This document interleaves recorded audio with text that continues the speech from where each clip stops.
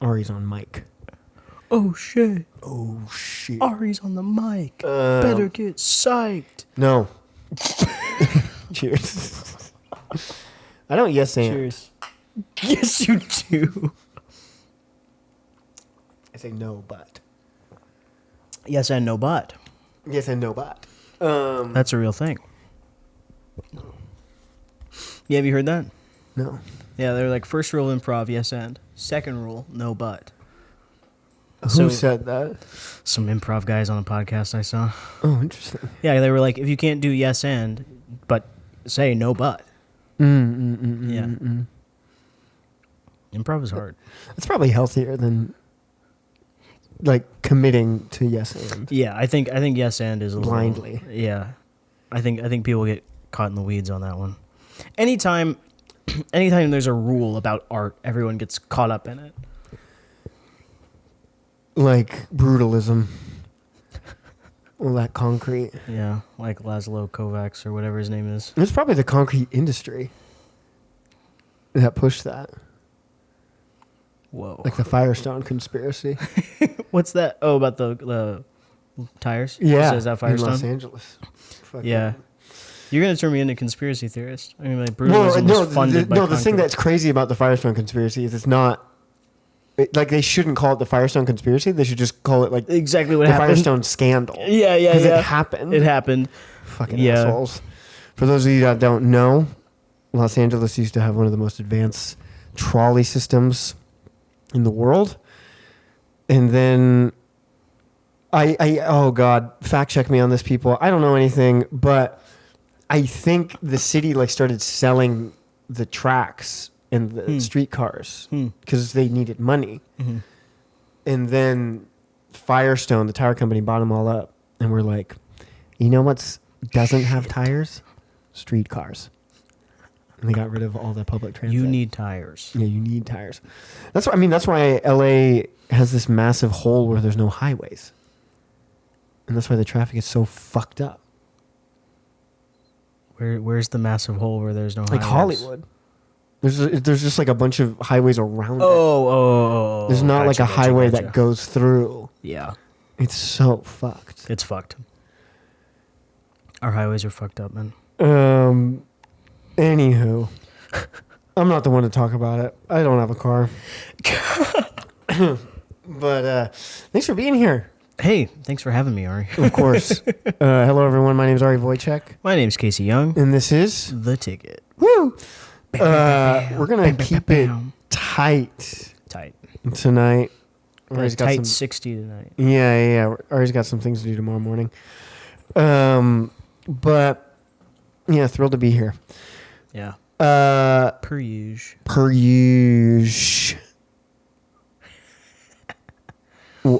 Do you want to just strike right into accountability? Yeah, I guess so. Yeah, okay. I feel like I interrupted us. We were having a conversation before we hit record. Oh, and I've lost it. We were talking about something. Yeah, gone now, and I liked it. Whatever it was, I liked it. Oh, well, yeah, it's gone now. Accountability. What have you been up to, Ari? I started us off last time. Oh. So, yeah, why don't you kick it off? Oh. Casey? It's been a big period of change for me, not despite. What's ironic is that I haven't really written anything, but I've been, like, blossoming. I've been doing the artist's way. Okay. For those who don't know. Scorsese loves it. I'm sure he does. Did you know he was married to her? One of the blurbs on the book is him. Yeah.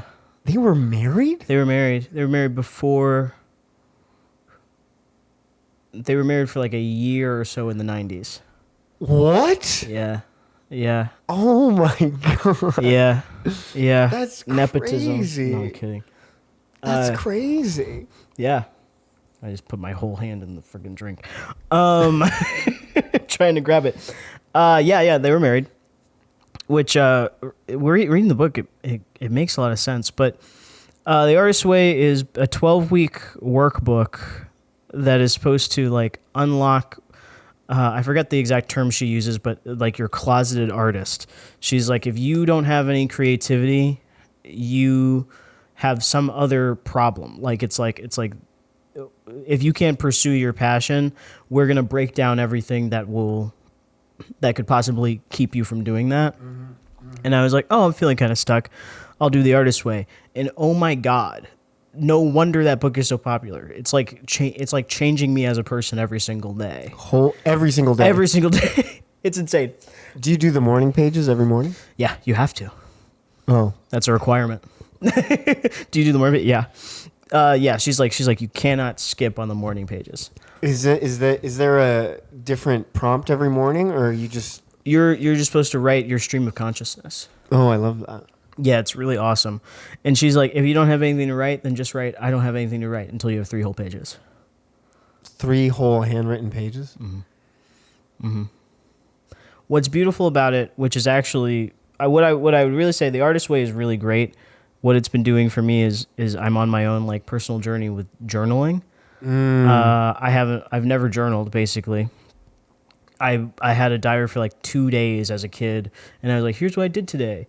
But once I figured out with the morning pages that that's not what journaling has to be, I was like, oh wow, I can just leave it all on the page. And that's been really great. Yeah, so she like writes a chapter about, like the different scenarios. So like the first week is like, write all the things that you think about yourself that are negative. And then she's like, okay, keep that. You're going to turn them into affirmations. And then you have to write and like repeat the affirmations. And a big thing that was really revolutionary was she was talking about, you may have beliefs that you think are irrational, and you brush them away. You go, that's crazy. I shouldn't even think that. And you push it away. And she says, that's not actually dealing with the problem. Right. And she's like, you need to acknowledge it, and you need to figure out why you feel that way. And I've been doing that in my morning pages, not consistently, but just like whenever it comes up. And there are things that I'm like, wow, this is actually like something I've never said out loud, or like, wow, this is something that I've never really reckoned with. Whoa. And I've been writing it, and dude, like, you just walk with your head held higher after that. Like, it's almost like, it seems like, oh, well, all the hard work is done once I've been like journaling. Yeah. Yeah. It's really great. That's beautiful. It's very nice. And it does get to a point, like, it is a creative exercise, or it's supposed to unlock your creativity. But I was journaling about the other day where I was like, actually, the benefits that I'm getting from the journaling with my personal life make me more open to creativity. It's not really like it's cracking at the creativity directly. I'm just more like, oh, I feel so good, I'm just going to like write for fun or whatever. Yeah. Yeah, it's very nice. It's coming at it not from a place of like discipline and willpower. Yeah. But this softer place of just exploring yourself and expressing yourself. Yeah, totally. Wow. Without a desired outcome. Just like. Yeah, she's just like, at the end of this, you will feel more creative. That's all she promises. Wow. Yeah. That's beautiful. It's quite nice. I can't stop qualifying what you're saying. I'm sorry. What did you qualify? I said that's beautiful. Oh, well, hey, that's no problem. It is. It's a nice journey to be on. And you feel really just excited and lighter. Yeah. Because you've been able to keep doing this. And it feels like the one thing to just get the day rolling. Totally. And like no matter what happens, at least you did that kind of thing. Totally, absolutely. Yeah. Yeah, the journaling is a great way to start the day.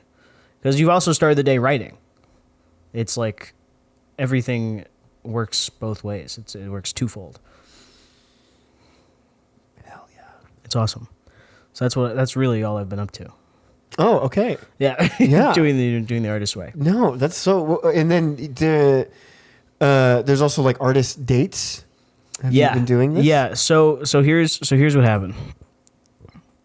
Essentially, no.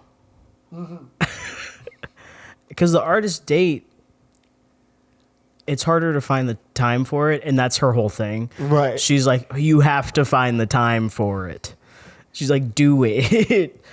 So no, I have not done a single artist date. Oh wow. Because I'm like, not that I'm like super far ahead or anything, but where I'm just like, man, it's already Sunday. Like, not like the week has started over and I'm doing more tasks. And because there's also the time commitment cannot be underestimated. It's rigorous, not rigorous. It's a lot to do. It's like a textbook almost. Yeah, it's like a textbook kind of. It's not as big as a textbook, but it's like structured like a textbook. Yeah. So in addition to the morning pages and the artist dates, there are other tasks. Yes. There can be like 5 to 10 tasks a week. Wow. Yeah, and then you have to do your check-in at the end of the week. Do you do that independently? Or Yeah. Do you do that? Yeah. Well, she has stuff in the back about doing it with another person, and I'm doing it with my friend Isabella. So I do the check-ins with Isabella. Okay. Cool. Yeah. And what's the last task you did? The last task I did, maybe I told you about this, writing a letter to your what is it? The champion of your creativity. So that's actually really fascinating. That's in week 1. It's a long story. I had to start over a few times. You had to start over a few times. Yeah. She never asks for you to start over. She's very much just like, try again next week. But how I feel about it is that I think the structure is good. I think that if I'm more structured with the artist way, it leans into other ways of my life that I want to be more structured.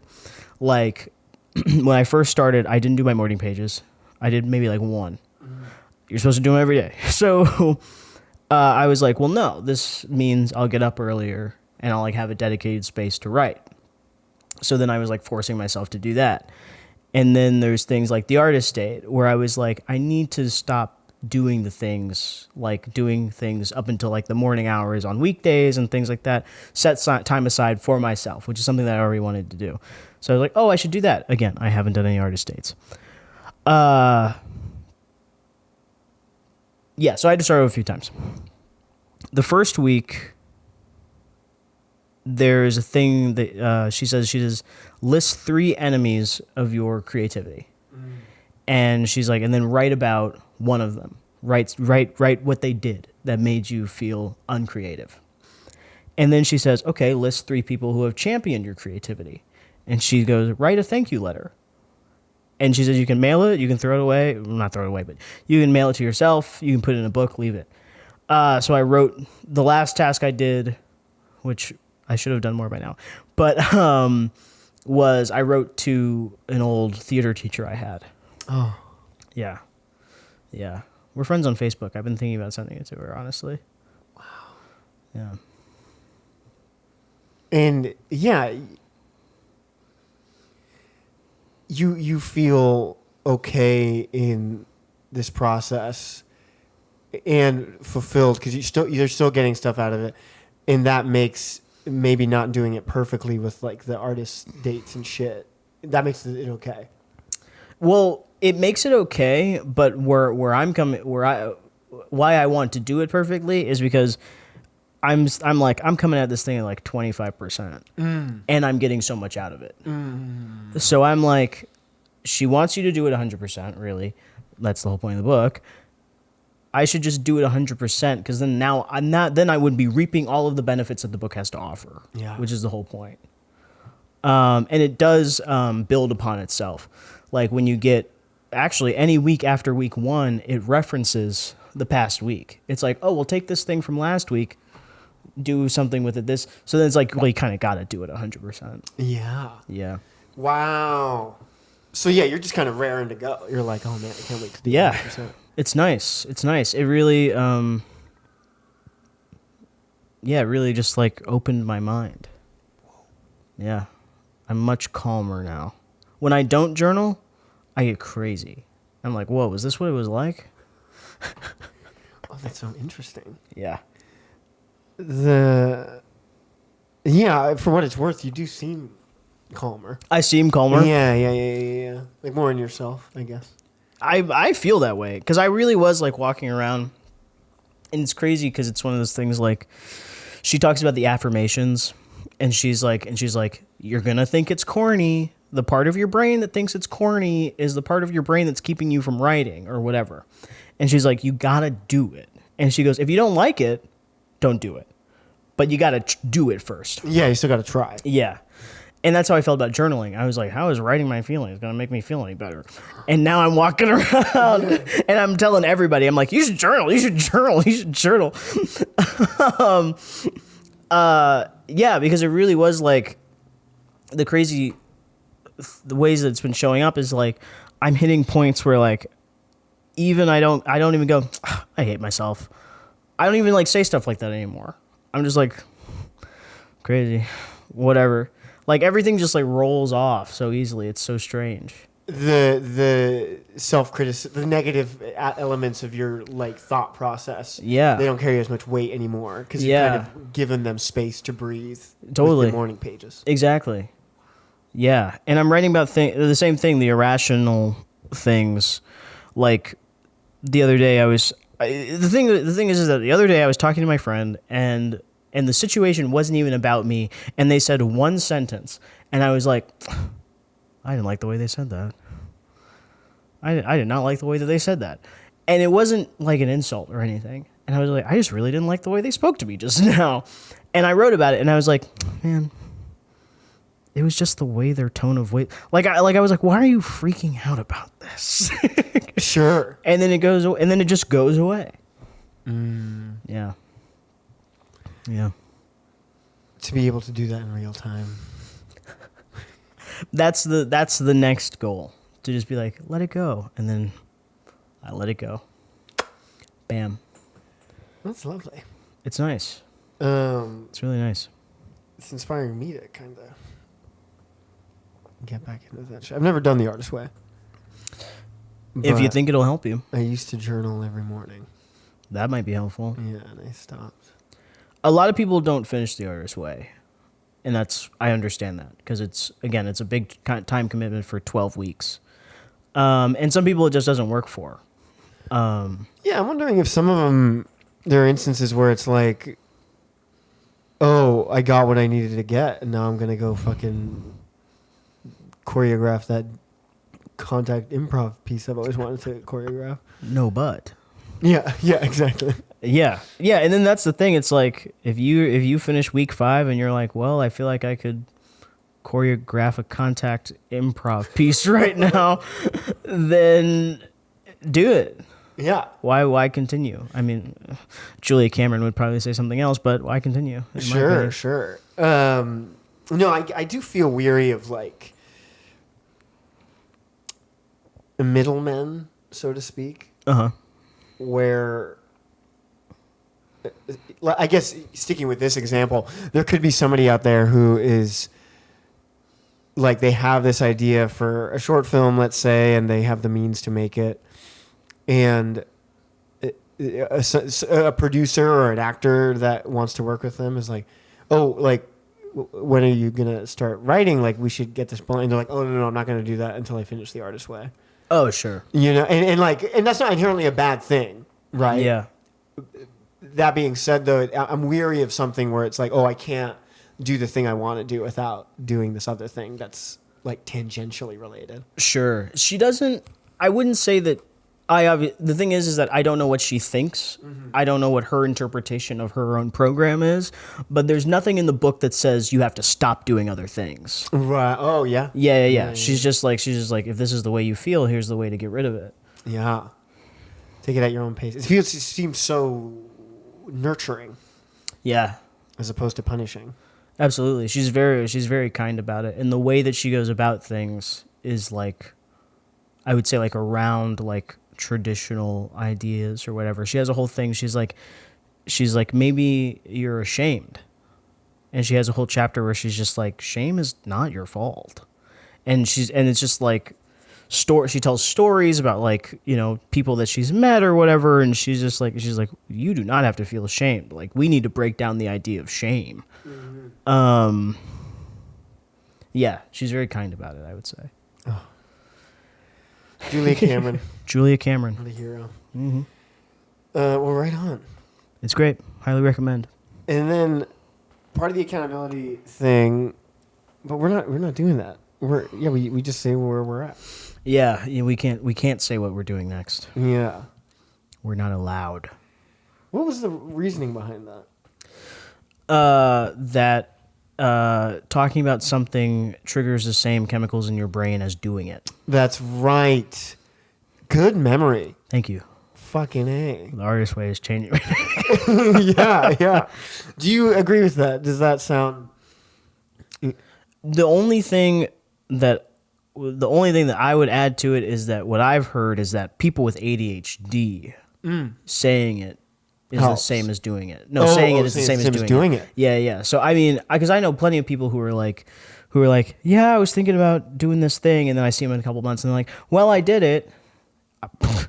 You don't know anybody who does that? No, I do. I do. You know I do a lot. I don't do that. Yeah. I'm definitely one of those people where I say it and then I don't do it. Yeah, I relate to that. Yeah. Well, I didn't used to relate to that, but I think now. I mean, we'll get to it. Sure. But yeah, so I guess So for you, Casey, I think that's true. I'm very excited to talk about things that I'm excited about, but if I start out, I don't think it'll happen. Then let's not say anything. That's where you're at, the artist way. That's where I am at today. That is something that I'm actively doing. I love it. Congratulations. Thank you, Ari.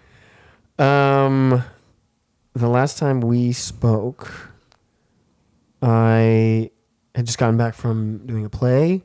I was really fired up about that, and I just moved into this apartment. A lot of life change. It's been crazy. It's been a crazy year. It's a crazy year.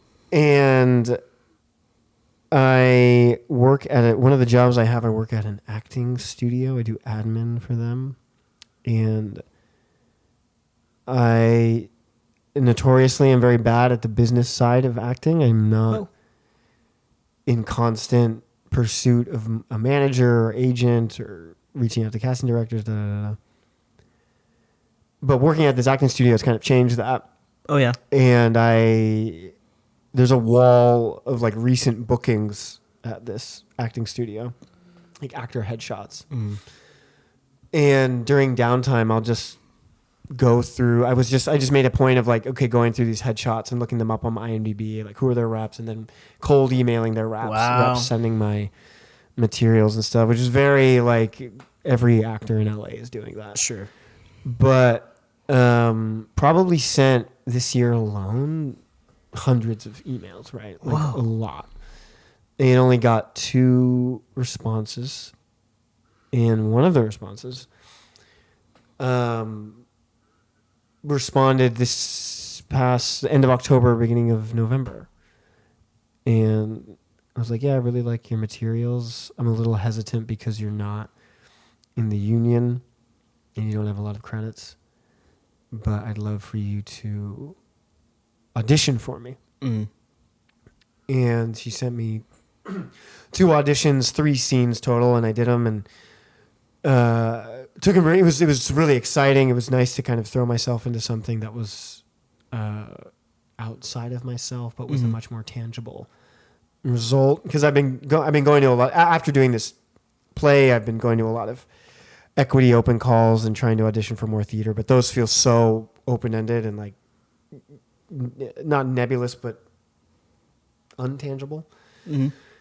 Because I put the effort and then there's no feedback, nothing. So yeah, I got really amped, read the scripts of both of the things I was auditioning for her, and really enjoyed it. And then I assumed we would have a little meeting over FaceTime.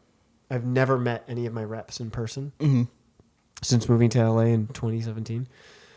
It's just the way the business has been for me anyway. And she immediately responded, no, absolutely not. I need to meet you in person. I need to know what you're like. And I was like, oh my gosh. Like, first huge green flag. Yeah. And then we meet. It was really lovely. She really liked one of the tapes, had notes for the other 2.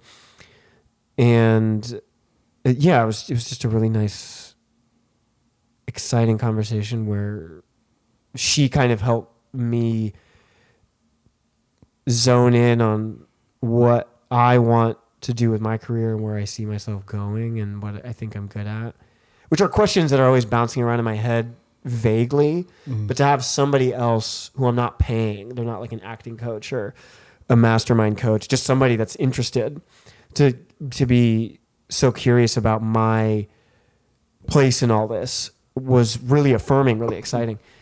And at the end of the meeting, she was like, yeah, keep in touch. I'm sure you're taking other meetings, but let me know how you're feeling and we'll see what happens. And I asked her, would it be okay if I retaped those 2 scenes for you based on your notes? And she looked kind of surprised, like, oh, like, yeah, sure, if you want.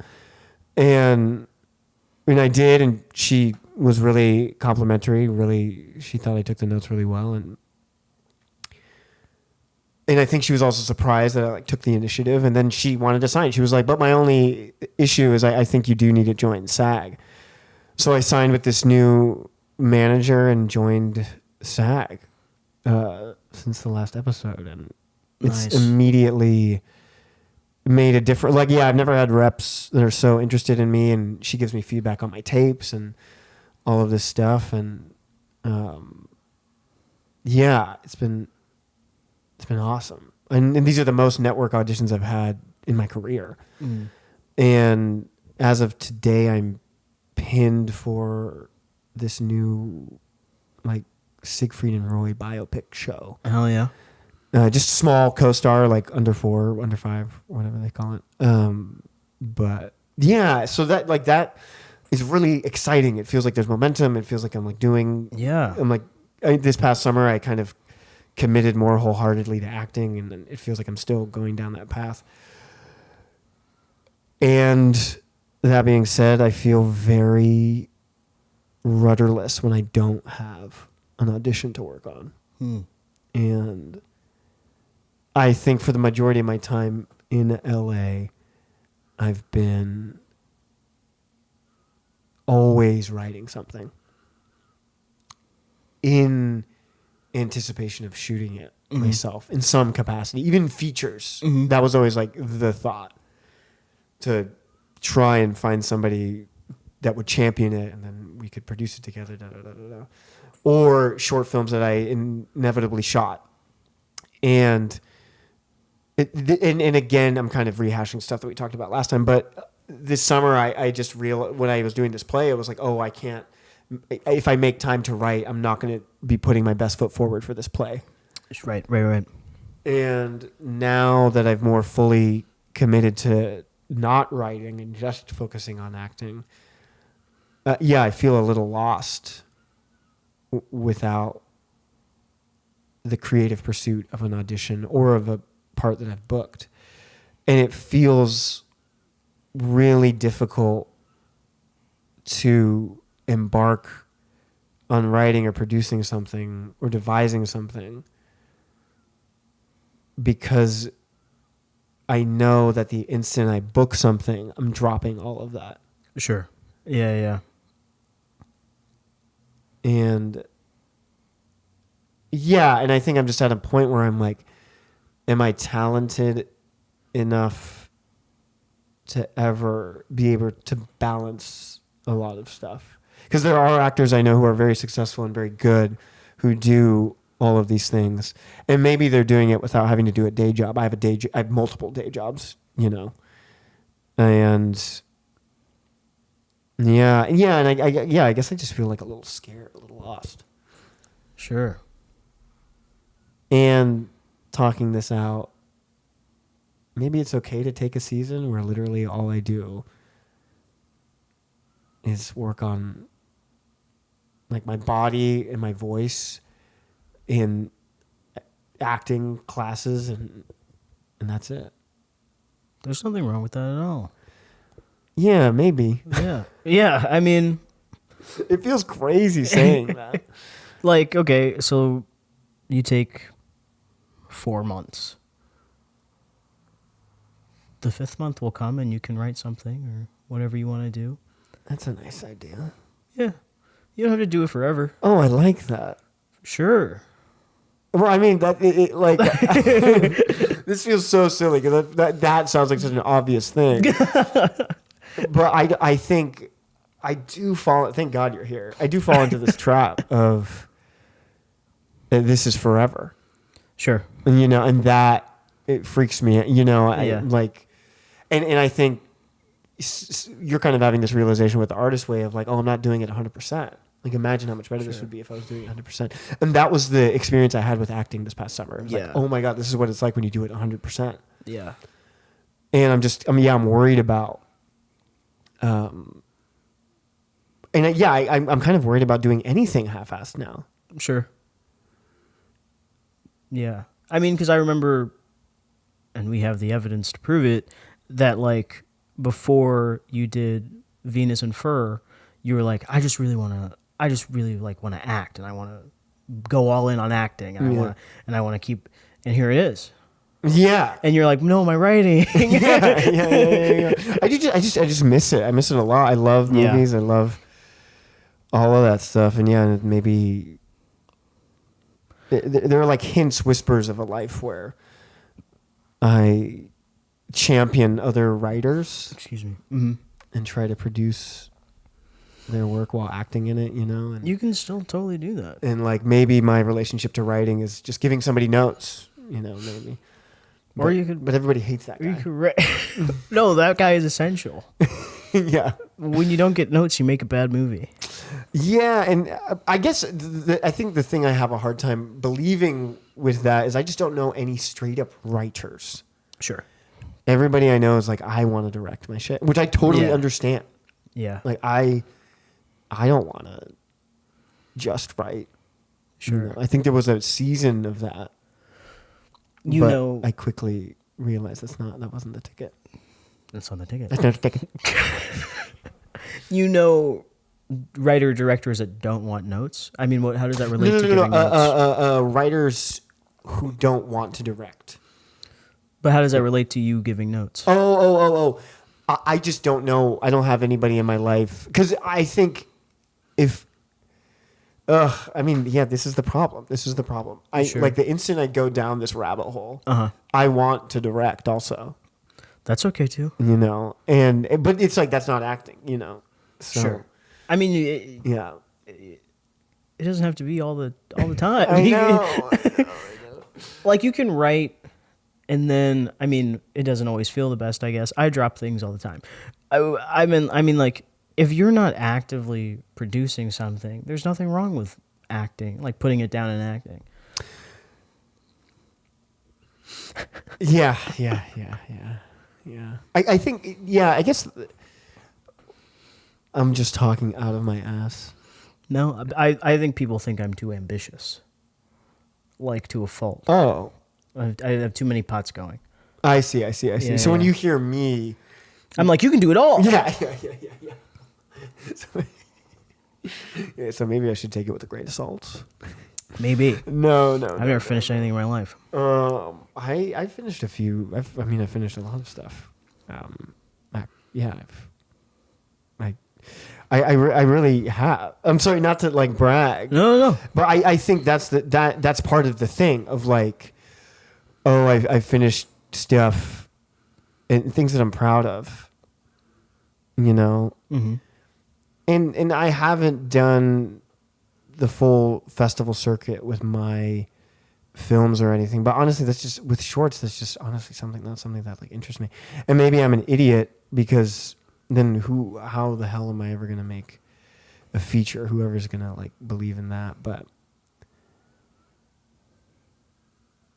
yeah. Well, I mean, yeah, maybe I think people would say, I guess, that I haven't finished a lot of as many things as I'm saying. Sorry, I am. Listeners at home, I am so sorry. I'm just like not spiraling, but I think I'm trying to like find a thread of like, sure, or I'm feeling insecure about what I consider having finished, which is bullshit. It is finished. It's like I wrote it, I directed it, I shot it, and fucking edited it, and I posted it and shared it, and I've shared things with audiences. No, for all intents and purposes, finished a lot of stuff. And like the next thing I would love to finish is a movie, but it's so like a feature film. That's like 2 years of my life, probably at the least. Sure. And if I'm pursuing acting while pursuing that, like I don't think either one of them is going to benefit. And maybe it's high time to just, I don't know. Is there a way to do a feature in less than 2 years? I mean, yes, but I don't think I'm interested in. Sure. Like, the way, well, oh God. Yeah, I don't, yeah. I don't know. Because I feel like Fassbender, Sure. Woody Allen, these are the only people. They make movies every year. Yeah. And they've been doing that since the beginning versus like now, you know, if you're not making Avatar and you're like famous, you could probably make a movie in a year, like, because there's just so many people. But I feel like if like, and I know it's a different time period, all this kind of stuff, but I feel like if you're making it low budget, you could probably do it in a year. It's not going to be. Yeah, that's the thing. It's like, I think you're right. You're right. There is a world, like there are ideas I have that I'm like, oh, okay, they're contained. It would be in apartments. Like I could theoretically shoot it, make very run and gun on weekends. But it would be calling in a lot of favors. Isn't that what it's all about? I don't know. Yeah. Well, you know, it's funny. I guess part of like coming up with an idea would be like, oh, I need to get like, it needs to be a really young cast. Okay. It's just like out of college that's like willing to pay 'em. work. Yeah. Which is like fucked up, you know? Sure. But yeah, when I say like it'll take like 2 years, I do think part of that's the financing. Yeah, Part of that yeah. is just like finding the money, Yeah, absolutely. getting the favors lined up. Yeah. You know, like the sheer act of shooting it, probably a month. Yeah. You know, if it's not ambitious, not super ambitious, Yeah. but the act of putting it all together, I think. Yeah. And maybe I'm getting in my own way thinking that. I don't know. But just in my experience, like even with some of these shorts I've shot, it always takes longer than you think it's going to. Yeah. I mean, yeah, that's not a bad rule of thumb. Mm. I just meant like, I don't know. From in this very moment, Mm-hmm. not saying that this has to be forever. It's just like, it sounds like, you know, you're like, well, I guess I'm done with writing for the foreseeable future. Yeah, that is, and that's kind of what, kind yeah, of- and I feel like, yeah, and that does freak me out. It scares me a little bit. Sure. And I think I'm just reckoning with like, yeah, what does it look like to write for a season? You Yeah. know? And what does it look like to stop acting for a season, theoretically? Yeah. And like deliberately and conscientiously. But yeah, that's where I'm at. But that's awesome. I mean, now, not to quote Lucy Dacus, how lucky are we to have so much to lose? You have this choice because you have both of these. Whoa, that's beautiful. The artist. Wait, It's the I thought it fucking was listened artist's by way. Julie Cameron. Yeah. Lucy Dacus says, "How lucky are we to have so much to lose?" Oh, I see. That's what I was saying. I've been listening to her new album lately. What? Yeah, what's her? I don't know if I've ever listened to her. She's awesome. She's 1/3 of Boy Genius. Oh, fucking fuck! I knew. Okay, that's what. Yeah. She's yeah, great. Yeah. She's great. Dude, Boy Genius rocks. Boy Genius rocks. I love that shit. They rock so fucking hard. Y'all ever heard of Squirrel Flower? I've heard of Squirrel Flower. I love them. They feel like akin to Boy Genius. Cool. I don't think I've ever really listened. Oh, they're so good. Nice. I love them. Dude, I've been in an album mood. Hell yeah, I've been brother. listening to whole discographies. Hell which yeah. I haven't done in a really long time. And I think this is symptomatic of me not writing, not like constantly Like, shit, what am I going to do tonight? I'm just consuming. You're like, I want to listen to Paul McCartney's solo work. I did listen to Ram. Not all the way through. Sorry, Paul. It's pretty okay. It's good. It's happens. honestly, it's really good. I just Sure. haven't been in the mood. That Oh, yeah. opening track rocks. Hell yeah. Ain't too many people. Woo! Listen to that, people. But no, I listened to all of goddamn Viagra Boys and Fontaines DC. So Both good. wonderful. They're such pure artists. Yeah. They're just expressing themselves in their truest capacity. It's a wonder to behold. They're awesome. Yeah. And I would say, I mean, they feel kind of similar to me. I think Fontaines is a little bit more polished, and Viagra Boys is kind of silly. Yeah, they're so sonically. Yeah. I would say Fontaines DC has this like dark sentimentality. It's like very sincere. The albums are very sincere. Yeah. For those of you that don't know, they are a band that hails from Dublin City. That's where the DC comes from. Fontaines DC. And yeah, they're like rock. I'm so bad with the genre stuff. They're like rock. I mean, if we're going by bass, they're rock. Yeah, there was a review of their latest album that said it was the most important guitar album of like the past year. To give you kind of an idea. But yeah, they're also like pretty political. Yeah. A lot of theirs, they have a song on their album Skinty Fia that is about an Irish woman who wanted to get I forget it's something in Irish in the Irish language. She wanted it. It's something like may she rest in peace, like something like traditional, like very familiar to native Irish folks. Mm-hmm. But the British government was like, that's not, you can't put that on her tombstone. It's too inflammatory. Oh wow. It's too political.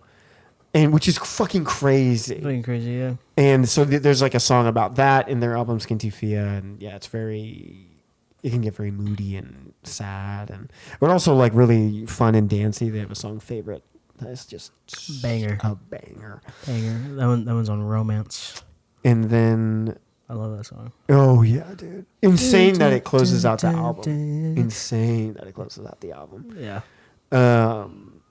And then Viagra Boys, fucking, they're punk. Yeah. Like, yeah. I think they're Wikipedia says they're post-punk, but it's like, I mean, I know punk as a movement is like dead or whatever, but I don't really know what post-punk means, to be quite honest. It's just punk after punk. Then just call it punk. At least that's how I feel about it. Like, sure. I don't know. Like, maybe there's a more... Because apparently Elvis Costello is post-punk, but also New Order is post-punk. And I'm like, that doesn't really mean anything. That doesn't make any... It doesn't make any sense. To me... Elvis Costello. Elvis Costello. Yeah. I'm confused. I don't get it. Yeah, I don't get it either. But... Elvis Costello and... Viagra Boys in the same. I guess I could see some of it maybe. I don't. Yeah. I'm like, fucking. But Viagra Boys, they Stockholm band. The lead singer is from I think Reseda, in California, and then moved back to Stockholm. He grew up speaking Swedish. He's fluent in Swedish, and allegedly. He was a tattoo artist spiraling through drug addiction and alcohol abuse and stuff. And the band was looking for a lead singer, and they saw him do karaoke of, I forget the song, but it's some like famous pop song, like a Britney Spears song. Yeah. And they were like, that's our guy. That's exactly how Viagra Boys would get together. Yeah. That's awesome. Yeah. And allegedly, the name, the reasoning behind the name is they were all addicted to amphetamines at the time, and notoriously you can't get it up when you're doing that shit. And hell yeah. But the band in a lot of like, I wouldn't say it's tongue in cheek. I think they are similarly very sincere, but in this like kind of like chaotic humor to it. They're very willing to dismantle like hypermasculinity and like far right conspiracy theorist online people. And they venture into those realms, and it's chaotic and hilarious and a hoot and a half. Totally. And also very personal. He has a song called "The Bog Body," and It's in response to his girlfriend being really into bog bodies. Do you know what these are? Bodies from bogs. So there's a difference between bogs and swamps, Okay. where the bogs are like sealed somehow. Oh. So when you fall into if you fall into a bog and die, if you fall into a swamp and die, you decompose. If you fall into a bog, you pickle.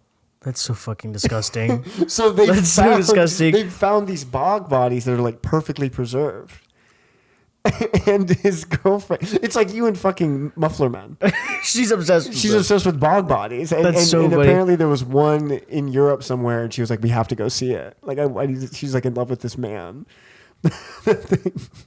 That's like hundreds of years old. And his song is like, my girlfriend's so fucking fucked up. No, it's about him falling in love with a bog body and him being like, "What's up? Like, are you jealous? Like, what does that mean say about you?" That's so funny. And it's funny because it's like, yeah, it's really petty and silly, but it's also speaking to something that's very. Yeah, I've been threatened by stupid shit a person I'm dating is Totally. into. Totally. Gosh, but yeah, That's so funny. Yeah, those bands, dude. I've been really having a moment of consuming albums. It feels good. Albums are awesome. They really are underrated. I'm a champion of albums. I love albums. What was the last album you listened to? You're an album guy. I am an album guy. I don't listen to singles before they come out. I listen. Yeah. You're In a the purist. first- You don't watch trailers and you don't listen to singles. I'm kind of a purist that way. Dude, that's sick. Is it? I might start doing that. I have reaped nothing but benefits by doing this. That's cool as hell. It's nice because we did have a period, and I think there still are artists that do this, but like who don't really put a lot of thought into the track list. Sure.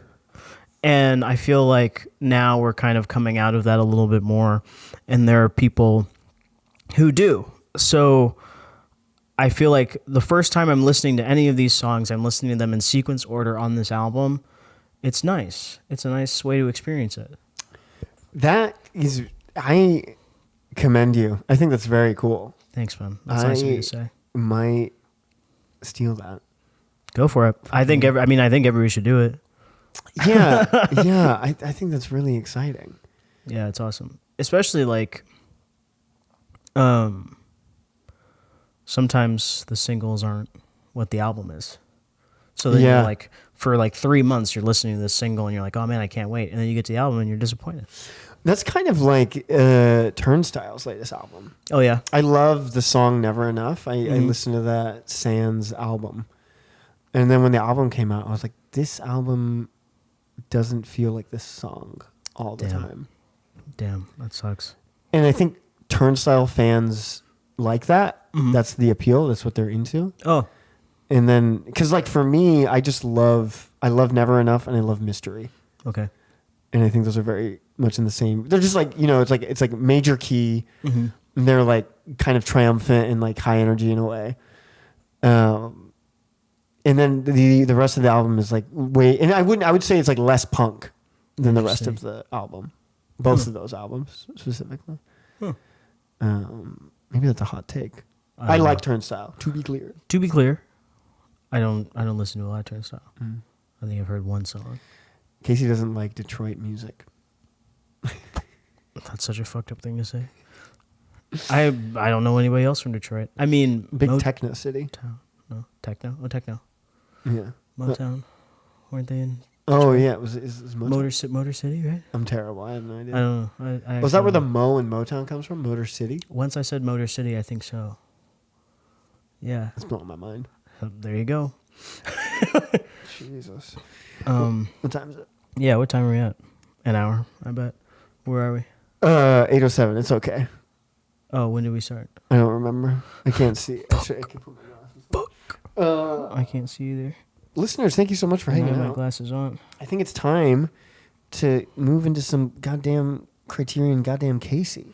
Awesome. Let's hit it. I'm ready. Y'all, we had an anniversary We did. that came and went. We didn't do anything for it. We Did didn't we? do it. What kind? We didn't do a little something for it. Our Christmas watch? Yeah, kind of. I thought that was for Christmas. Well, it's for Christmas and it's the anniversary. Yeah, we got to repeat Criterion Casey because of our and this anniversary, time, I guess. Ari has watched it with Casey. Yeah, that's true. Because back then I wasn't watching them. Yeah. We like the credits were rolling, and I was like, I think this is the first time we watched this together, despite both of us watching it a lot. Yeah, that was my fourth time seeing it. Nice. I think maybe me too. Fucking A. Good movie. Good movie. Well, listeners, That's you tell them. That's Douglas Sirk's All That Heaven Allows. For those who are new to the show, that was the first Criterion Casey we ever did. Yeah. And Over 2 years ago. Over 2 years ago. And now we watched it again for Christmas and for our belated anniversary. Because it's a really great Christmas movie. You're fucking welcome. Yeah, I got... Why? Why you're welcome. Oh, because now it's going to inspire people to watch it Yeah. on Christmas also. Yeah. It's a nice... You're welcome. Snowy, wintry romance. Yeah. It's... And watching it with like the Christmas context, because I don't think I ever watched it around Christmas, and I don't even know if I consider it... I mean, it literally is, and I do think it's a Christmas movie, but I don't know if I think of it when I think of Christmas movies. Yeah, I hadn't either, and then watching it... We watched it after Thanksgiving. Yeah. And it felt... I was like, oh, whoa, it just felt like it was right in the pocket. Yeah. And it's crazy how it really does still build the atmosphere. Like, it opens and leaves are falling, and then there's like so many pivotal scenes in the snow. There's a lot of stuff about gifts. They exchange gifts. Christmas happens during the movie. Yeah, fucking hell. Yeah. Christmas tree shopping. But I never really think about it as it's a Christmas movie. Yeah. It does have all those trappings. Yeah. It's a beautiful, beautiful film. Yeah, I love that movie. Well, Casey, so All That Heaven Allows. Yeah. What year did it come out? 1955. Hell yeah. Directed by Douglas Sirk. Douglas Sirk, German-born. Notoriously, his films, kind of like Hitchcock's at the time, weren't taken very seriously. Yeah. They were considered like, chick flicks. And then in the decades after, he's lauded as one of the greats. And you know what? I'm blanking on... It was like a book or something in the 90s that really catapulted his Technicolor work specifically. Wow. Oh, I didn't know that. Yeah, I can't remember what it was now. But what I was thinking, reading about, they were saying it did fairly well, All That Heaven Allows specifically. But, that's what everybody said. They were like, this is a movie for women. And it was like, it's a great movie. Like, it's a great movie for women because it's like touching on all these things that only, you know what I mean? Sure. Yeah. Like you're saying that it's stupid, and it's like actually like this is like the perfect thing that a woman should watch. Yeah. In 1955, I guess. Oh my God, that's a good point. Yeah. And it centers around a newly widowed wife. Or is she newly widowed? Because her son makes a comment about like, oh my God, he doesn't even. Sure. But so newly, fairly newly, Jesus Christ, fairly newly widowedly, womanly. Our editor. Yeah, she a new widow. Yeah, a blossoming, willowing widow. A withering widow. She seems like she's blossoming though.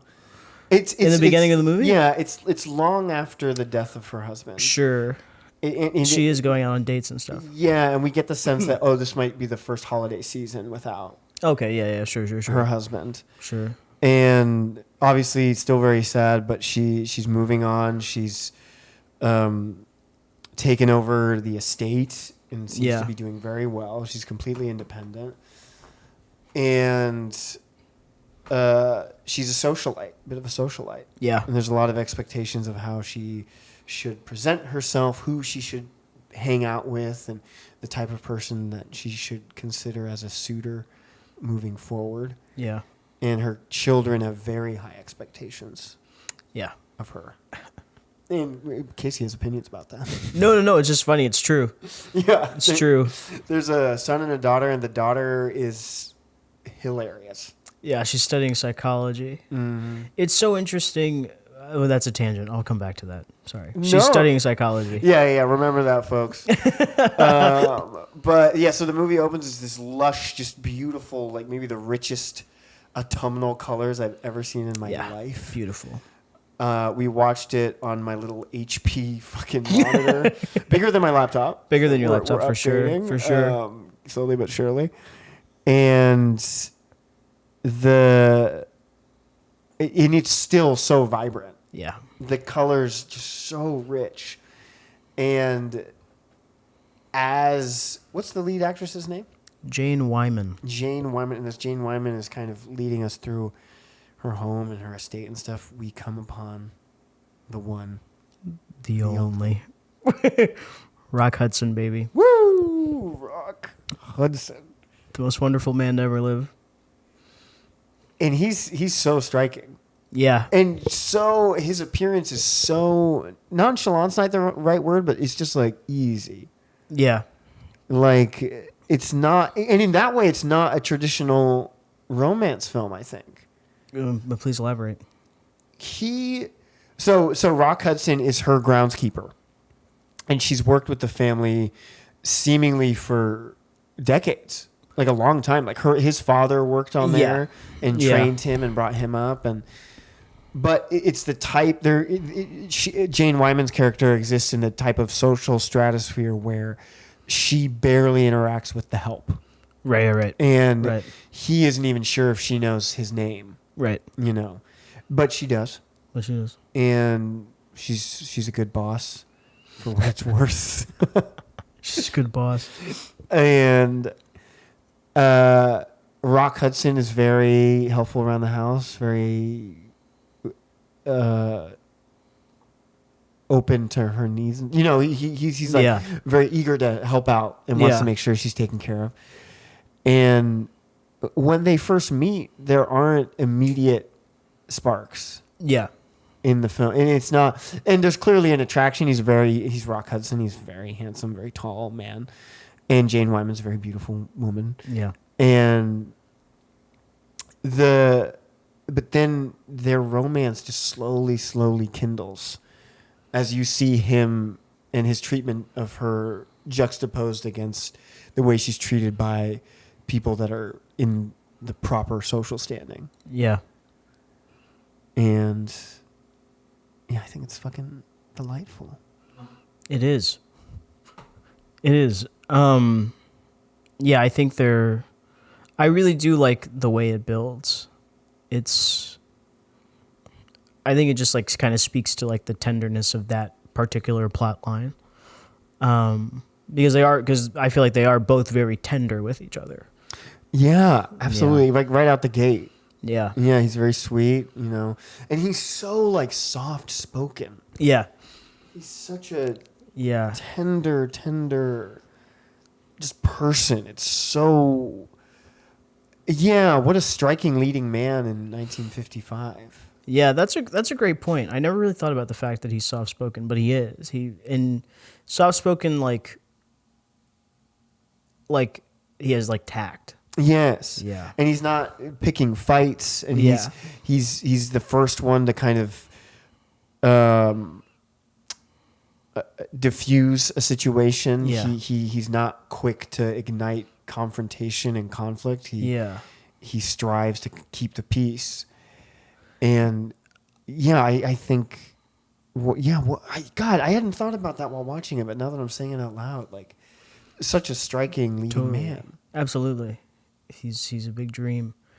I feel that the most with there's a scene where Jane Wyman's character is like telling her kids that her adult children she's like, I want you to meet him, and they like belittle him and they disrespect him like blatantly. Yeah. And they both leave, the kids leave, and Rock Hudson's like, it's okay. He's like, it's fine. They're just upset. And it's like, I would be blown away. Yeah, he's very understanding. Yeah. Yeah, and because it is a delicate situation. I mean, she presumably she's been widowed less than a year, I think, and for this current employee to be hitting on their mom. Sure, yeah. There is a narrative. Yeah, where it's they're like, disgusted what's by going it. on here? Yeah. And he seems very understanding, although there's a lot of like.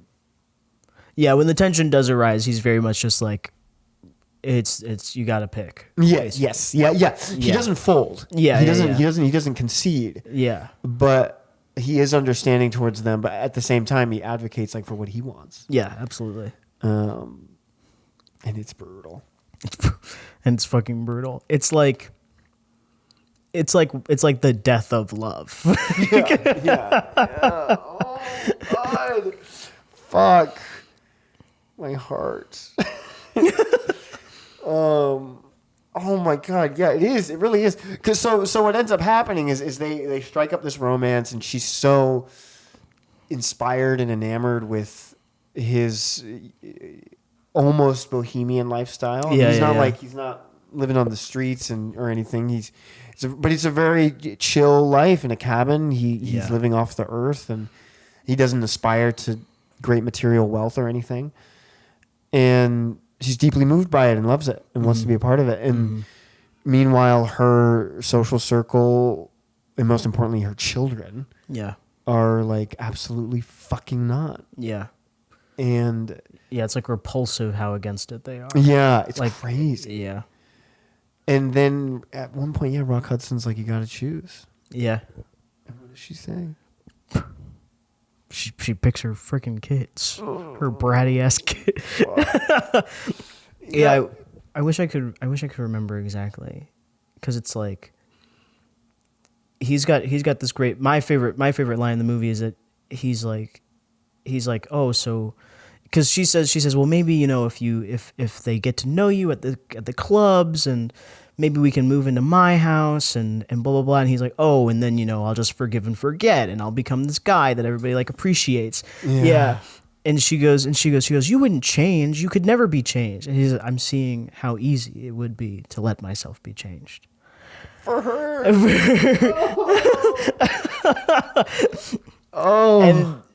And it's just like, they just don't agree. Yeah, there's just like a. But I wouldn't even say it's an incompatibility. Yeah, it's not incompatibility because it really seems like I never get the sense that she doesn't want to move in with him. Right. It's just she's like, no. I want to keep this home and this like foundation for my children. Yeah.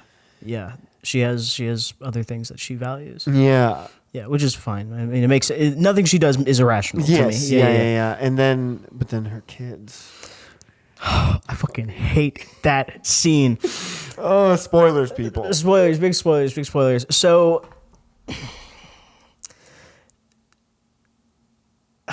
okay, so Jane Wyman tells her kids that she's going to marry Rock Hudson. And they're like, oh my God, ew, he's young, he's poor, he's disgusting. Oh yeah, age gap love also. Yeah, age gap love. And then they do a whole thing, she's like, oh well, when we get married, we're gonna move into Rock Hudson's house. And the son is like, are you out of your fucking mind? He's like, how could you possibly want to sell our house? And then the daughter's like, oh my God. And the daughter comes home from college and she's crying. She's like, the kids make fun of me and they tell me that you cheated on dad with this guy.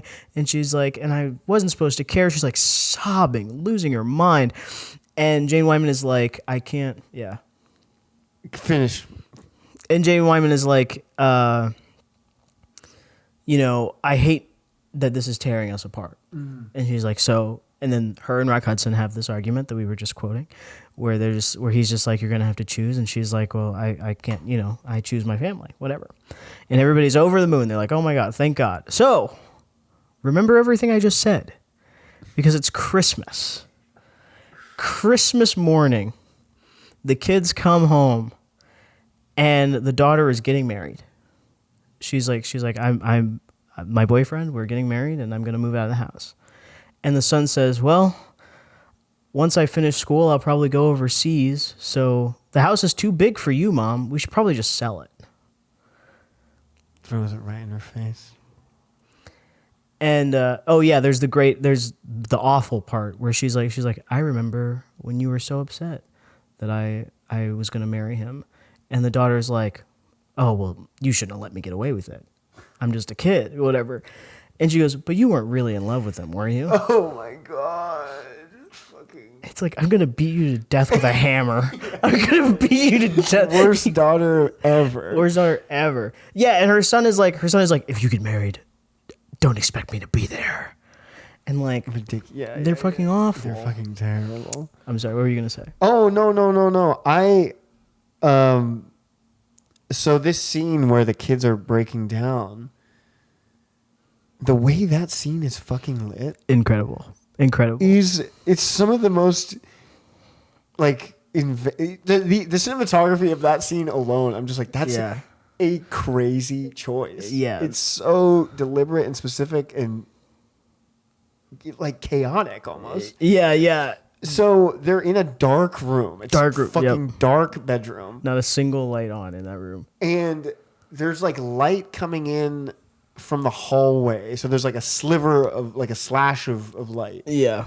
Of white light. And then there are lights from the street coming in through the window, right? She's got like a stained glass. She's got a very small, almost like a porthole, right? Yes. It's like a small stained glass with multicolor, of course. Yes. It's not like a picture or anything. It's just like blocks, basically.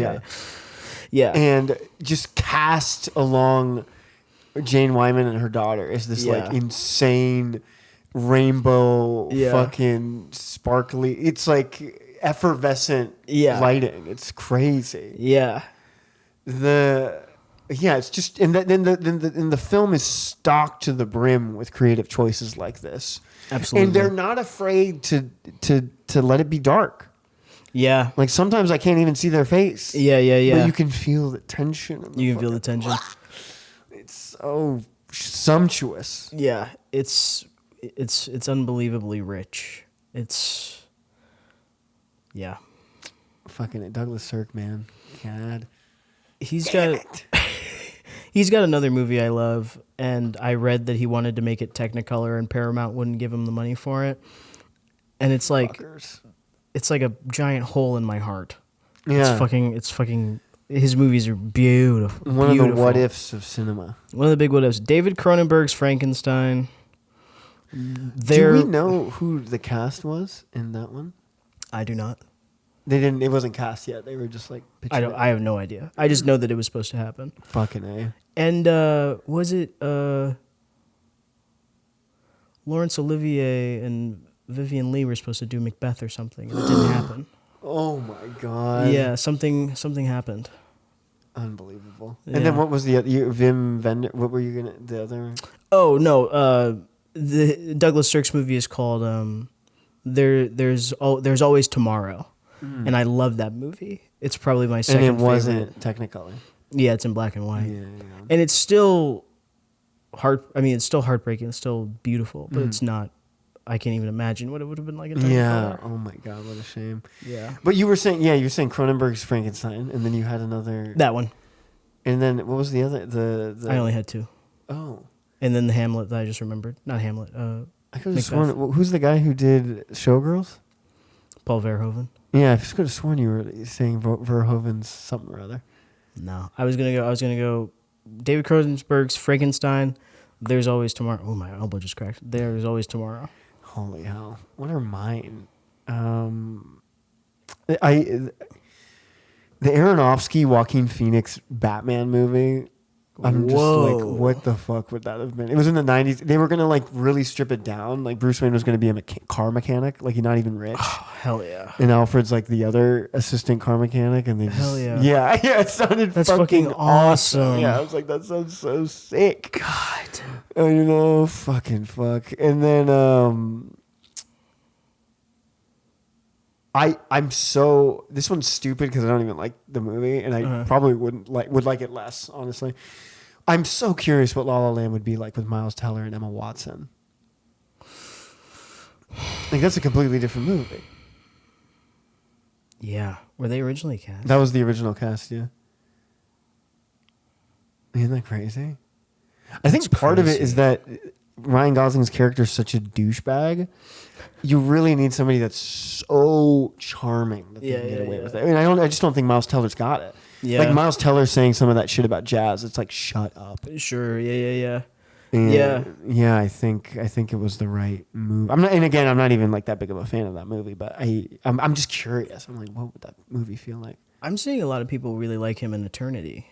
I'm so excited. I'm excited for it too. I think it's going to be really special. Because it seems like, not like Sebastian, but it seems like he's playing like a nice guy character. Yes, yeah. He's just like, I love you. which I think is kind of what he needs to be doing. Yeah. Although I did love him in Spectacular Now. Oh, I haven't seen him. I think he's really, but he's not a douchebag. He's just kind of like a troubled kid. Maybe he grew out of it. Yeah. Because like Whiplash, he's like the biggest asshole in the world. Well, I think that works for that movie. Yeah, totally.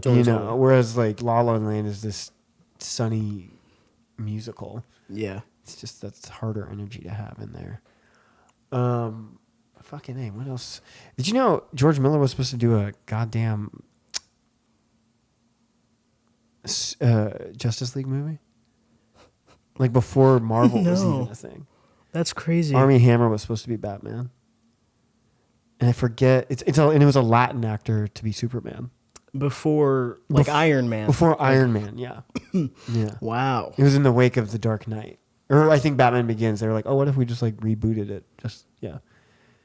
Fucking crazy. And that's the way they should be doing it. Yeah. Just let people make what they want to make. Yeah, fucking. Not to get all crazy about it. I love George Miller. Yeah, he's a freaking genius. I really dug. I mean, Furiosa underrated. Underrated. Like, I like it just as much as Fury Road. Yeah, it's a completely different thing. Yeah. And in the best way. Yeah. It's fucking awesome. It's not as like practical effecty, but the man's tired. Yeah, dude, he's so old. And the action is crisp. I know exactly where everything is at every moment. He keeps it in the center. Fucking hell. What's his name? Tom Blythe, whatever. Tom Burke. Yeah. Black Bag. He rocks. He rocks. I really liked him in Black Bag. He's so funny in Black Bag. Yeah. He's like scummy fun. Usually David Cope's writing the new Spielberg. And Josh O'Connor starring.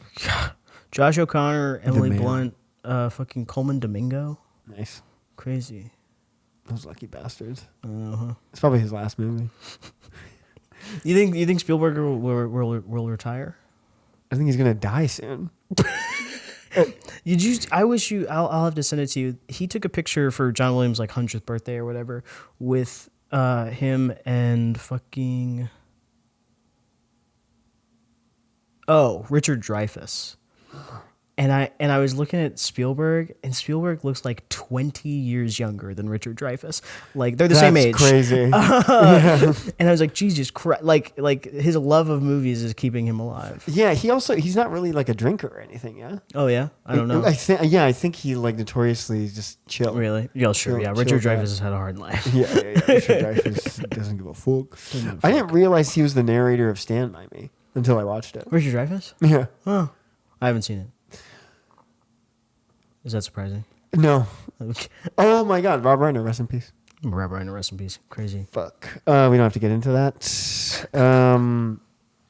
Yeah. Anywho, but Stand By Me, I just watched it. Oh, nice. Oh, you just watched it? Yeah. Nice. I've never seen it. And yeah, Richard Dreyfuss is in it. So random. That's cool. But yeah, we're on the tail end of Spielberg. We gotta enjoy it. We are on the tail end of Spielberg. He strikes me. I mean, Scorsese the most, of course, but he strikes me as somebody that'll probably like die on set. God, I hope so. It'd be awesome. I mean, it would be obviously be sad. I don't wish that for him. That to happen to him. But I think, although also that could be horrifying. Who's gonna finish the movie? Well, not that, but okay. We talked a lot about when I worked at a hospital. To die in distress is like the worst thing ever. Sure. and to avoid that at all costs. Sure. And I imagine dying on set would actually be very distressful because he's like having a heart attack and he's like, fuck, I haven't finished the movie yet. Oh, sure. Like in that, Oh, yeah, that would yeah. suck, actually. I hope he dies in his sleep between right days. after the Oscars. He like gets Yeah. one more statue. March 24th. Yeah. He hasn't even figured out where he wants to put it yet. Yeah, he hasn't even figured out what the next movie is. Yeah. The big. Or- Oh, sorry. Oh, go. Elaine May. She is old. She's like 94. She's supposed to be doing something with Dakota Johnson, huh? She's supposed to be doing something with Dakota Johnson, but they keep stalling it because they need a shadow director, which pisses me off. Just let her finish the movie. Like, you're making it more likely that she's going to die the more you push off the movie. Why do they need a shadow director? I've never heard of this before in my life, but I assume it's because they think she's going to die. Oh, shit. She is really old, but also then just don't give her the fucking money in the first place. But they're like, you can make your movie, but we just need a shadow director. What the hell? It's because she's a woman. It's because she's a woman. It just Tails all bothers. this time. Yeah, that's one like. I wish I had another example. But like, the fucking wasted potential, not by her, of course, but. She was blackballed in like the 70s. Yeah, fucking awful. And she's a fucking genius. Yeah, it's a crime. It's a crime. She should be beat to death with hammers. Yeah, it sucks. I've seen all her films. She fucking rocks, dude. Yeah. Heartbreak Kid is crazy. Heartbreak Kid is crazy. She's unhinged. Actively leaving your wife with a sunburn and whatever. And Mikey and Nikki is Yeah. Mikey and Nikki's devastating. like one of the greatest movies of all time. It's devastating. I love that movie. watched. The reason I wanted to watch it was because it was the number one of Brat Pacino. Mia Vecino. Yeah, Mia Vecino. Yeah. Legend.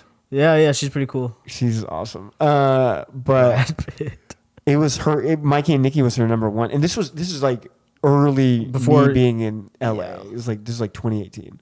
Yeah. And I had a day off. I was like, you know what? I'm gonna watch Burning. Yeah. I hadn't seen Burning yet, and I know it's gonna upset me, so I'm gonna watch this buddy film. It upset you more than Burning. Yeah. Yeah. So I watch Burning, and then I pop in fucking Mikey and Nikki, and I'm watching it. And I'm like, oh yeah, this is gonna be so fun. And then halfway through, I'm like, this is a nightmare. This is, but I can't stop watching. I want to go to the cemetery. Oh, God. Oh man! For those of you that don't know, Mikey and Nikki, Those of you who don't know Mikey and Nikki. John Cassavetes, fucking Peter Falk. Peter. Thank God you're here. Columbo. Fucking Peter Falk. John Cassavetes regulars. They're in a lot of John. Both of them are in a lot of John Cassavetes films. John Cassavetes always casting himself. But Elaine May, writer director, Mikey and Nikki. It's about Nikki. I don't know which is which. Yeah, I don't know which is which either. John Cassavetes has just done something bad, done something real bad. Yeah. And he's a hood. Can you bring me some milk? He's a thug. He's a gangster of sorts, and he's convinced they're gonna get him. They're gonna kill him, and he enlists his friend to help him get out of the city. Is that the plan? Yeah, I think they have to. It's like one of those ones. They have to make it through the night for some reason, but they're gonna go to Mexico or something. That's it. Yeah. And let's just say they make all the bad choices. Every single bad choice you could make, they make all of them. And the sad thing is, in interviews, Elaine May goes, "Yeah, I was just like writing a movie. You know, this is just about the men in my life. Like, this is just what men were like." And it's like that's crazy. Yeah, that sucks. I'm sorry, Elaine. Yeah. Fuck, good movie though. Good movie. Ishtar. Ishtar's crazy. Ishtar, another crazy. She's crazy. She's crazy. Give her more. Give her more. Something with Dakota Johnson. I can't even. That'd be crazy. Fucking nuts. Ari watched The Materialist. Casey has not watched it. Ari has watched The Materialist, the beginning of The Materialist, like 5 times now. Oh, nice. He has only finished it once. That's okay too. But let me put it this way. I watched it all the way through the first time. Yeah. And I've watched the beginning like 4 times. Is the beginning a sex scene or something? Why are you being like this? No. Why are you saying it like that? I'm just saying I have a lot of complicated feelings about the movie. I think. Oh, I see. I think Celine's song is one of my I think she's a really good director. You were really moved after Past Lives. Yeah, I think the way she chooses to move the camera and frame a scene it's just right up my alley. It's capital F filmmaking. I think she has a great eye. I think she's a good writer.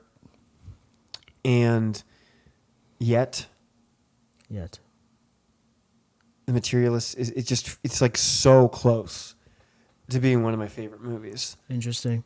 And I struggle to articulate like what I don't like about it because, and a part of it feels like Dakota Johnson. Mm-hmm. But I'm also like, she's like great in it. Like I'm like this, it makes sense that it's her. Mm-hmm. And there are scenes I really like with her, and I think she's like, oh, she's doing good work. But I can't. And then I feel the same way about Chris Evans. Okay. I'm just like, I think he's doing good work. And like, I see why he's cast. Like, but yeah, I just wonder, if it had been 2 completely unknowns in those roles and not as and hot. Pedro Pascal. And Pedro Pascal. I think Pedro Pascal Really? is flawless, perfect casting. He can't do anything wrong. It seems. I'm even tempted to see the new Fantastic Four. I know. I want to see the new Fantastic Just because Four. of him. Yeah. You got me. You got me. They do.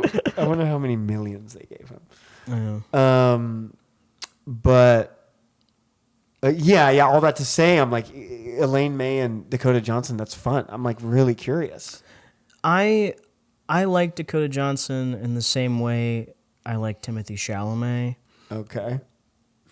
I've seen, and I can't even think of the Dakota Johnson performance now. Suspiria. No. A Bigger Splash. No. Bad Times at El Royale. No. The Social Network. Yeah, it was a social network. No. I've seen a Dakota Johnson performance I liked. It was I'm thinking it might have been damn brutal. To be clear, she's really good in The Bigger Splash. Awesome. Luca Guadagnino killed it. See, the problem is I'm kind of iffy on Luca Guadagnino. Guadagnino. I think Bigger Splash is.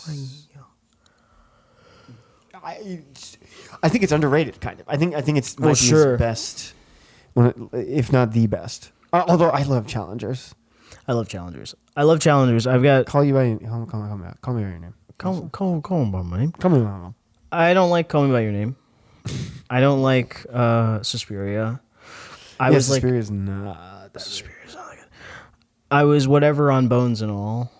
I thought I liked it better than those 2. I'm pretty iffy on Bones. I love Queer. I haven't seen Queer. I think a lot of people don't like it. That's crazy. It sounds awesome. It's one of those similarly where, although I have less reservations about Queer than Materialists. Okay. Queer, I actively watched twice. I was like, I want to rewatch this. Mm-hmm. And I enjoyed it both times. Read the script. Justin Koritsky's fucking awesome. He wrote Queer? He wrote Queer. Whoa. Although Luca changed a lot. Okay. It kind of breaks my heart. Because I think, I kind of a hot take, I think the script is stronger than the movie. Interesting. I don't know if that's going to get Interesting. me. I mean, none of these people know me. But sure. I still love Queer, though. I think it's really, I think the performances are just fucking incredible. It just sounded awesome. Yeah, and it's so fun. Like the way it's shot, it's like such a delight. And Leslie Manville, wow, she's in there. Yeah, Cool. She's crazy. I didn't know that. This is Dakota Johnson, fucking Spider-Woman, fucking Madame Web. So I talked all that shit. I like Madame Web. Yeah, I know. I like Madam Web. No, they all know. I say it every chance I can get. I liked Madam Web. I need to see it. Just for Dakota. Yeah, she's like... I think she's good in Bad Times at El Royale. I've never seen it. I also think she's good in The Social Network. I don't even remember her performance. I haven't seen The Social Network for like 10 years. She's the one-night stand with Justin Timberlake. I think she's charming as hell. It's a great little scene. I remember that Brenda Song is in it, but the only woman I really remember in it is Rooney Mara. Oh, yeah, that's everybody. Sure. She's got the best lines. She fucking stole, like, everybody was like, good movie, but who was that lady? Sure. At the beginning. Sure. That was like 2010. Fucking Girl with the Dragon Tattoo. Let's go. That movie's awesome. But you said the Swedish version did it better. I watched a video essay that said that. I thought you agreed. No. And I think the point they're making, I think it's a good point. I'm sorry, everybody. What's that? I've never seen it. The like thesis of the video essay is that David Fincher's choices as a filmmaker take away Lisbeth's agency. I do remember you saying that. And that in the Swedish version, she's usually like a majority of the frame. She's the one that guides the movement of the camera, whereas in Fincher's, a lot of it is happening to her, even visually, and which kind of which bums me out. I like Fincher a lot, and as one of and I think he's a big filmmaker. Yeah, and those filmmakers notoriously, don't do right by the women in their stories. But I think Fincher's kind of I feel like Fincher has like a lot of examples of good female characters and giving them their time and I think Helena Bonham Carter in like the most annoying bro movie of all time. I think I think her performance and the way she's captured in that is electric. Yeah, I think that's like what made me love Helena Bonham Carter. Yeah. I really like Chloe Sevigny and Zodiac. Yes, yeah, exactly. Yeah, another great example. Jesus, what else is Tilda Swinton and fucking The Killer, Scene Stealer. I haven't seen The Killer. I like it. Hell yeah. I really like that. Forgot. Movie. I haven't seen Mank and I haven't seen The Killer. Mank is crazy. Why did he do that? No, I'm being an asshole. His dad wrote it. It's really sweet. I think it's really sweet. I don't know. Yeah. And I've restarted it a few times and yeah, it's fun. It's a fun little piece of Netflix media.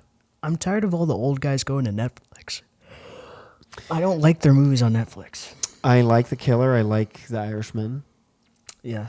I like The Irishman. I like Okja. I can kind of give or take. I haven't seen Okja. Yeah, I'm trying to think. Fucking A. But we were talking about Dakota Johnson. Oh, like movies that would be. That was what started. Yeah, Elaine May. If they would let Elaine May make her fucking movie. Fuck. Before she fucking dies. Dakota Johnson should just take over. Wait a second, that's a great fucking point. Why doesn't somebody ask Dakota Johnson if she wants to fucking direct? Because I'm sure she does. So maybe then let her do it. I mean, let her do the fucking shadow directing. Yeah. She's not gonna fucking die. Just let her make the fucking movie. Yet. She hasn't died yet. If you would just let her make it, she could have finished it by now. Yeah, what are the ailments that they're so worried? I know. It's fucking annoying. But hot diggity dog. You gotta get up early. Oh yeah. Oh, or what were you gonna say? No, that's so funny. No, I thought that's what you were gonna say. I'm having a great time. Me too. As always. To be clear. Like Dakota Johnson, I like The Materialists. I think everybody's doing good work. Yeah. And I like Queer. Mm-hmm. Suspiria's fine. Sure. Suspiria. I don't know why I'm feeling so guilty about dogging on these films. I don't usually have a lot of negative opinions on movies, so I feel bad about it. Yeah, I do. Sure. But I'm trying to curb it. I think it's just hard. It's fucking hard to make a movie. It is. And what the fuck do I know? I've never made one. So who the fuck You made a am I? bunch of little ones. I made a bunch of little tiny guys. Little tiny guys. I remember what I was gonna say. Yeah. Dakota Johnson. Yeah. I think I like her. I don't like most of her movies. I think that like Elaine May is a director that could get a really good performance out of her. That's what I was gonna say. That's how I feel. Yeah. I think when a filmmaker knows how to work with her, it's a hoot and a half. And then otherwise, I'm sure the weight of her parents' legacy is just bearing down on her shoulders. Yeah. And nothing like that. a shadow to make you tense. Yeah. Yeah, you know, and Mixing metaphors here. What's so funny is that I can't even imagine what that's like. Your mom is a great woman. She is great. She is great. I don't mean like personally or anything like that. Yeah. I mean more like my mom's a nurse. I don't want to be a nurse. Yeah, right. Like I don't compare myself to her in like the workplace. Yeah, that's rough. I can't, because it's rough when I'm comparing myself to my friends. Yeah. That's already terrible. Yeah. If I'm comparing myself to family, stab me in the throat. Especially acting is such a... People use this word a lot. I don't mean it in like a derogatory way. It's such a sensitive occupation. Yeah. It's like every aspect of your job is who you are, what you look like, the choices that you make. Yeah, totally. You don't really get any other... Nobody talks about anything else. Yeah. To that end, have you watched the Stellan Skarsgård, Alexander Skarsgård, Actors on Actors? No, I just saw that clip where they were talking about his brother. Stellan Skarsgård is like, yeah, you know, he says he's a middle child, and Alexander goes, he still says he's a middle child, and he's the second of 8. Oh, it's so good. I watched that. I rarely can sit through those. They annoy me generally. Yeah. But that one, I will probably rewatch it because the way they treat each other. And who knows? Maybe it's all smoke and mirrors. Maybe it's all a facade. But I find it so sweet. Nice. Like, yeah,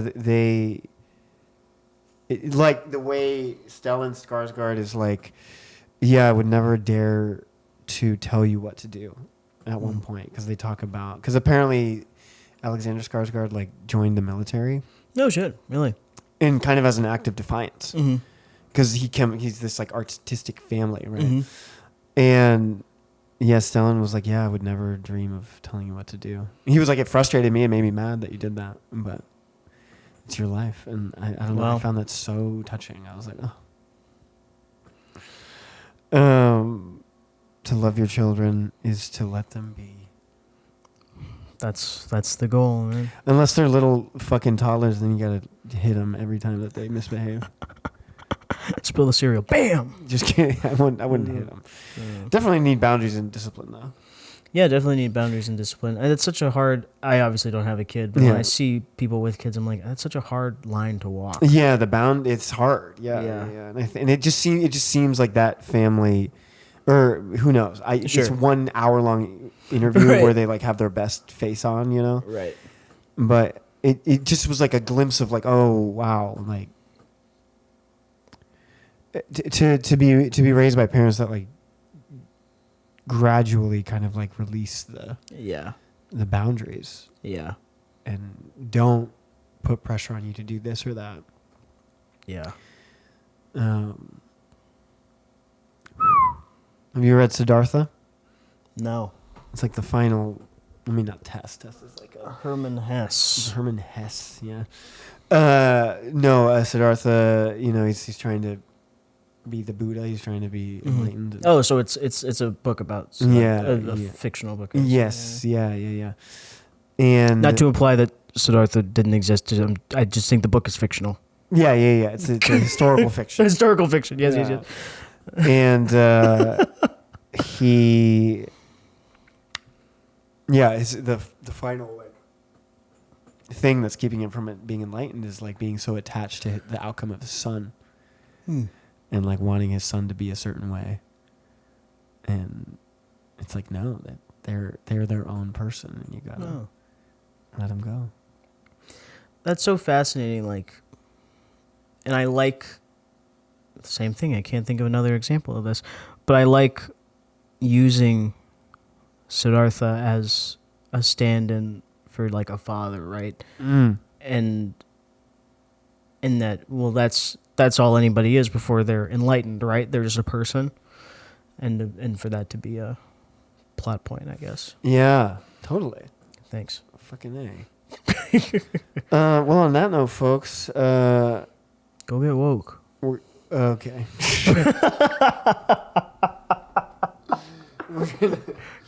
We're gonna call it a fucking night.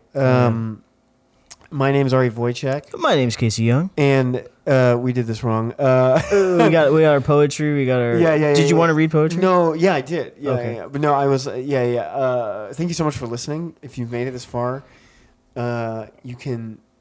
We'll Venmo you $1 if you're the first person to message us on Instagram at This Is the Ticket Pod. This is the ticket. Pod. This is the shit. We haven't done this in so long. Yeah, we used to just like have it. Yeah. I'm pretty sure it's at This Is the Ticket, actually. Yeah, Instagram. At This Is the Ticket. And then TikTok and Letterboxd are at This Is the Ticket Pod. This is the ticket pod, exactly. And then, or you could email us, This Is the Ticket Pod at gmail. And if you're the first person to reach out, we will Venmo you $1. What's your favorite Dakota Johnson movie? Yeah, tell us what your favorite Dakota Johnson movie is. That'll be the test. And then I have nothing to plug except keep me in your thoughts and prayers. I have a callback tomorrow for a little short film that has enough money to be SAG and all that shit. Hell yeah. So fingers crossed. So yeah, pray for me. And then I am pinned for this. It would be my first network credit. So yeah, keep me in your thoughts and prayers. Look out for Ari on Siegfried and Roy. Oh my God! Colon Vegas Lights. Is that what it's called? No. I just made it up. No, that's not what it's called. Everybody, I made it up. I didn't. Yeah. Anywho, I didn't have to sign an NDA or anything, so I think this is okay. Oh, that's awesome. But anywho, anything to plug, Casey? No. You sure? Do the artist's way. Ooh, nice. Yeah. I'm pretty sure. Okay, right on. You're doing trivia tomorrow? Yeah, I'm doing bar trivia tomorrow. It's just entertainment. It's not just movies. Oh, so you're gonna win? I hope so. I've never done bar trivia. It always makes me like, for some reason I always think bar trivia is gonna be like Jeopardy, and I'm like, oh my God, who was the second AD on Casablanca? I don't know. What is it? The second AD on Casablanca? No. I mean, I feel like you could answer something like that. Not yet. Any hootie housey. We're gonna close tonight out with the goddamn poem. Hold on to your hats. Hold on to your ducats. Hold on to your freaking ducats, people. Roses are red, violets are blue. What were you gonna say about the psychology? Oh, so I feel this way, and The Thin Man does this as well, which we should totally go see at the New Bev. I love The Thin Man. I would love that. Side note, I am talking about the daughter in All That Heaven Allows, who's studying psychology. Yeah, so the daughter in All That Heaven Allows is studying psychology, and of course her hair is in a tight bun and she wears glasses. And in The Thin Man, there's also a character who's studying psychology, and he wears glasses and he's got like a side part and everything. Well, I guess they all had side parts. Anyway, they make them like the most annoying. I feel like old movies, because what I'm realizing is that psychology was fairly new, right? Or the popular psychology.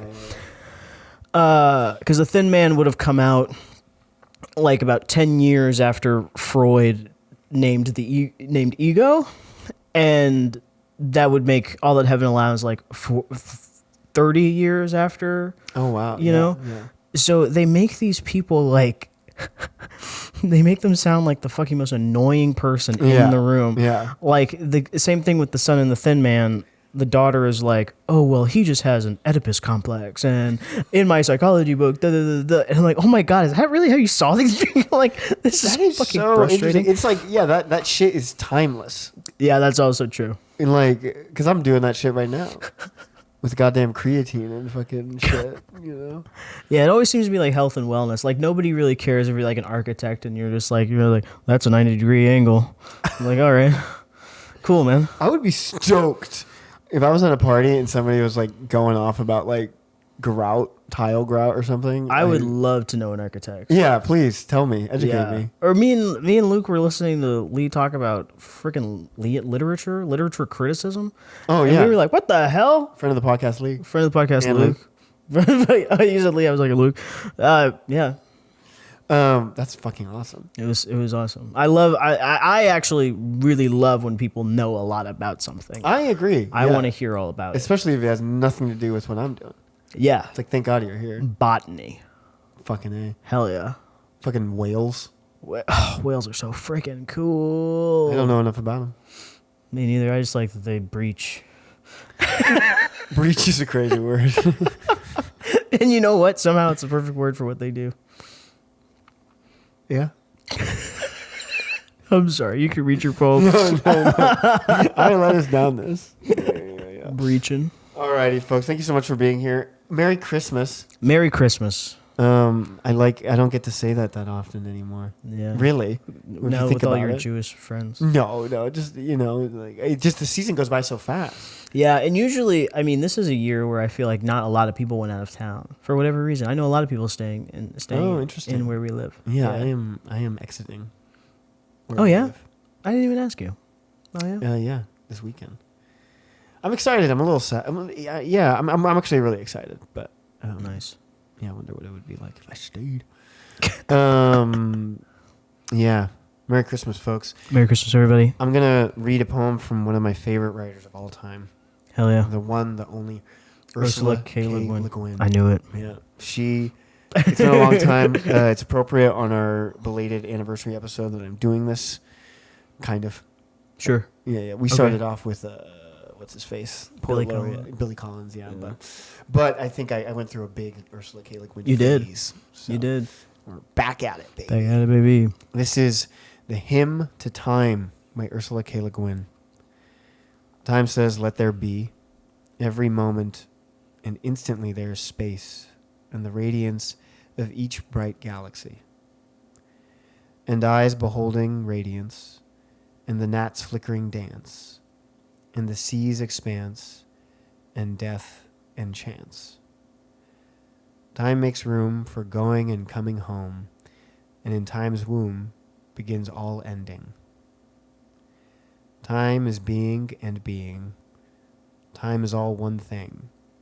The shining, the seeing, the dark abounding.